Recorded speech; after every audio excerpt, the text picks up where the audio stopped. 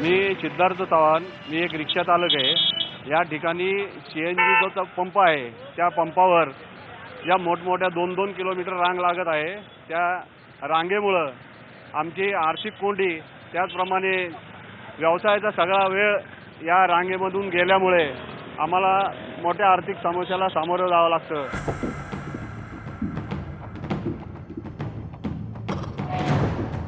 फुल pressure मिळत असल्यामुळे पूर्ण जवळजवळ 70% रिक्षा चालकांची रांग ही या पंपावर लागते आणि या पंपामध्ये 2 ते 3 तास गेल्यामुळे आमचा जो मुख्य धंद्याचा वेळ आहे तो निघून जातो।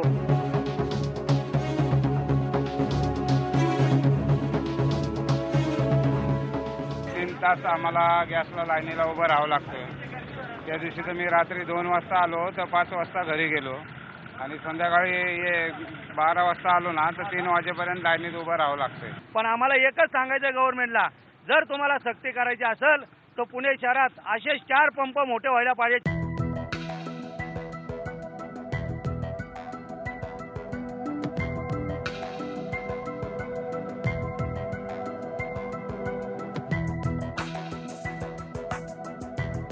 पंप बंद झाला तर इंधन नसल्यामुळे सीएनजी इंधन नसल्यामुळे रात्रभर त्या पंपावर झोपावं लागतं आणि सकाळी 7च्या नंतर गॅस मिळतो आणि तिथून पुढे घर आणि व्यवसाय करावा लागतं। इतका आर्थिक आणि कठीण परिस्थितीला सीएनजीच्या अपुऱ्या पुरवठ्यामुळे आम्हाला सामोरं जावं लागतं।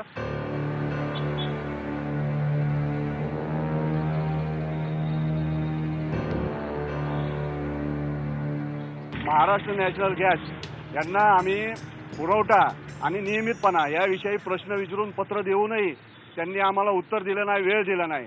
याचा अर्थ या प्रश्नाला, रिक्षा चालकांच्या आर्थिक प्रश्नाला किती गांभीर्याने घेतात याचा आम्ही या ठिकाणी निषेध करतो। मी Siddharth Chavan, citizen journalist, IBN Lokmat Pune.